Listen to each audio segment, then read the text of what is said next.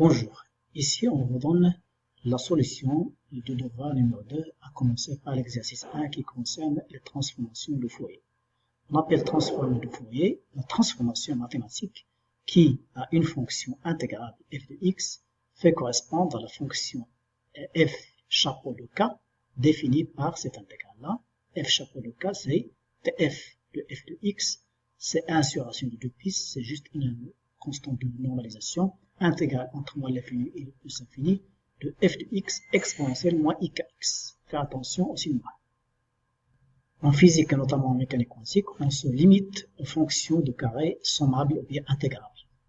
Il faut se rappeler que le module au carré d'une fonction, c'est la probabilité, la densité de probabilité de présence. Donc, si j'intègre, il faut que cette intégrale soit convergente. Donc, ces fonctions qui satisfont cette condition appartiennent à l'espace L.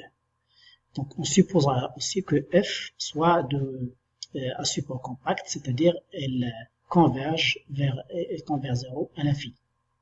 La transformation de Fourier, bien sûr, est une bijection dans l'espace L2, c'est-à-dire l'espace des fonctions de carré sommable. C'est-à-dire, si vous avez une fonction f chapeau de k, qui est la transformation de Fourier de f de x, alors la réciproque est vraie.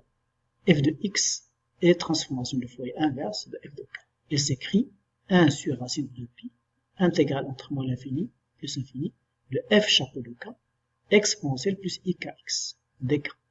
Bon, là, j'intègre sur t de k, et j'ai exponentielle plus ikx, et pour la transformation de Fourier directe, c'est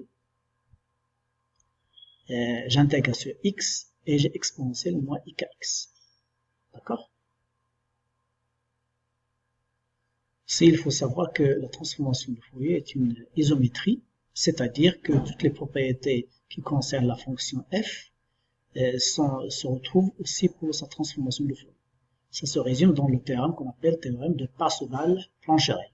C'est-à-dire, si f1 chapeau est la transformation de Fourier de f1, et f2 chapeau est la transformation de f2, alors l'intégrale de moins l'infini plus l'infini de f1 x conjugué multiplié par f2 de x sur x est égal à l'intégrale de f1 chapeau de k étoile conjugué multiplié par f2 k d de k. Donc là, on intègre sur x et là, on intègre sur k. Donc c'est-à-dire que les propriétés qui concernent la fonction dans l'espace des x se retrouvent dans l'espace des vecteurs d'onde ou bien l'espace des impulsions. Alors, première question, parité. Quelle propriété remarquable possède la transformation de Fourier de f de x si f de x est réel et pair, ou bien réel et impair? Bon, là, c'est juste le rappel de la transformation de Fourier de f de x. Et là, c'est la transformation de Fourier inverse de f de k. Si la fonction f de x est paire, cela veut dire que f de x égale f de moins x. Donc, on va montrer que f chapeau de k est également paire. Et donc là, pour cela, je vais écrire f chapeau de moins k. Donc, il suffit que je remplace ici.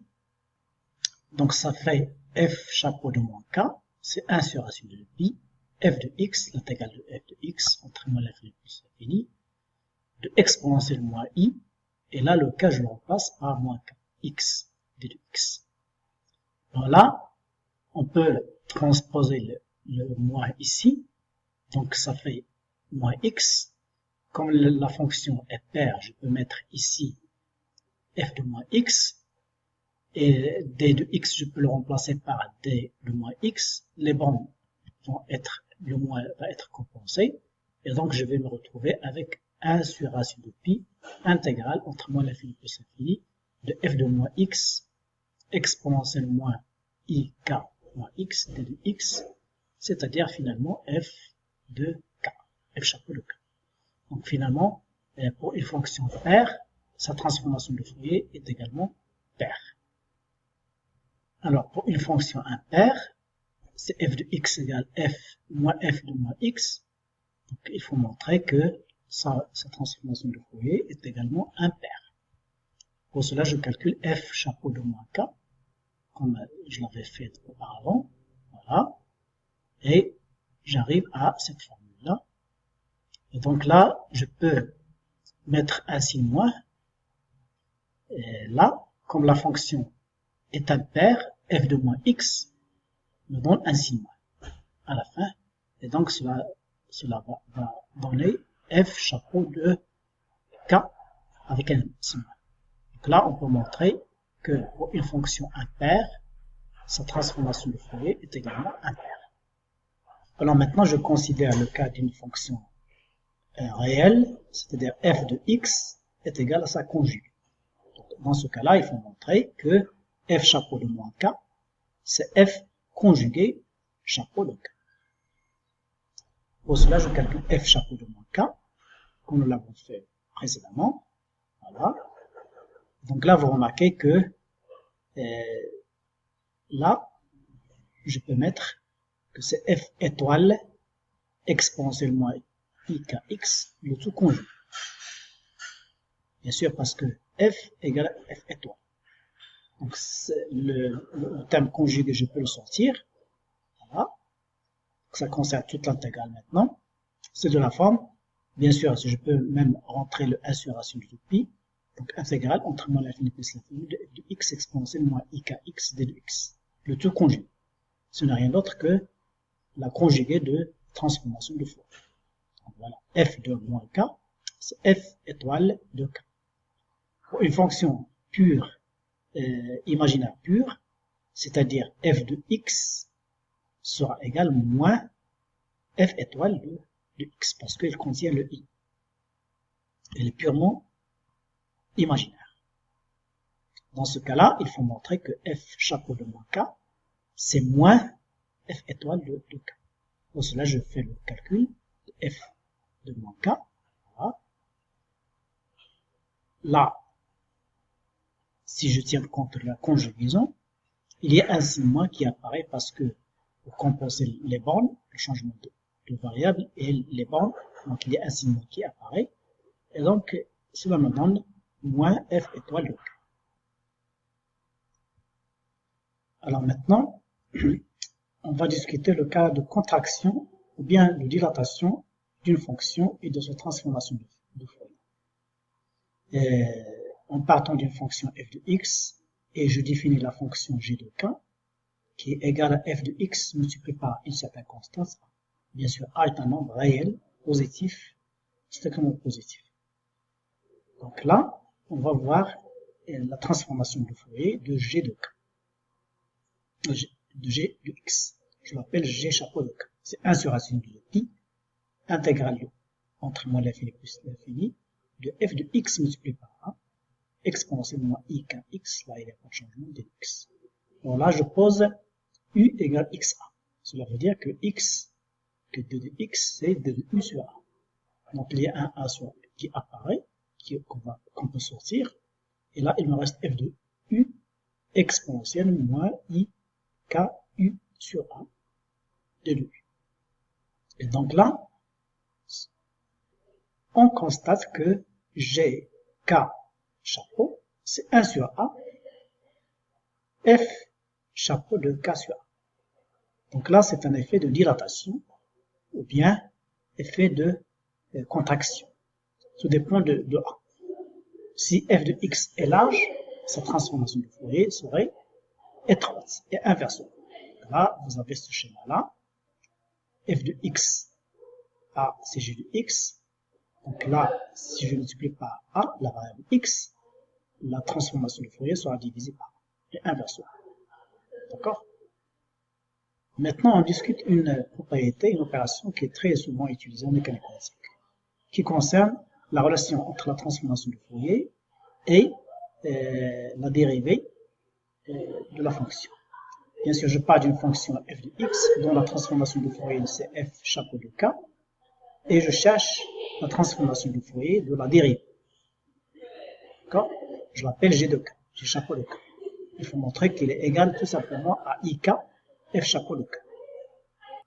Bon, là, je rappelle l'expression de la transformation de Fourier de f de x, c'est celle-ci, et g de k, transformation de Fourier de la dérivée, je remplace, ici je mets d de f par rapport à x, exponentielle moins ikx d de x, intégrale bien sûr entre moins l'infini plus l'infini avec la constance, 1 sur racine.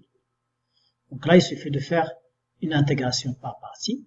Cette fonction c'est la fonction d de u, et cette fonction là c'est v. Donc, ça va faire u v,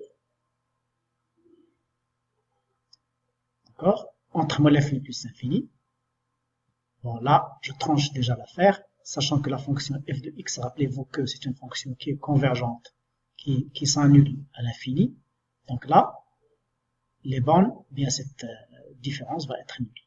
Parce que la fonction f de x est à support compact, c'est-à-dire elle est bornée, elle est convergente, et donc lorsque x tend vers plus ou moins l'infini, f de x égale 0. Donc là, ça donne 0. Donc je me débarrasse du système, il ne me reste que celui-là, moi avec moi, ça fait plus. Ik, la fonction f, multiplie par la dérivée de celle-ci. Ça me donne ik, que je peux sortir. L'intégrale, il me reste intégrale entre moins l'infini plus l'infini, f de x exponentielle moins ikx de x. Donc là, il n'y a plus, ce terme n'existe plus. Il ne me reste que 1 sur racine de pi. Et donc, il me reste ik divisé par 1 sur racine de pi, intégrale entre moins l'infini plus l'infini de f de x exponentielle moins ikx de x.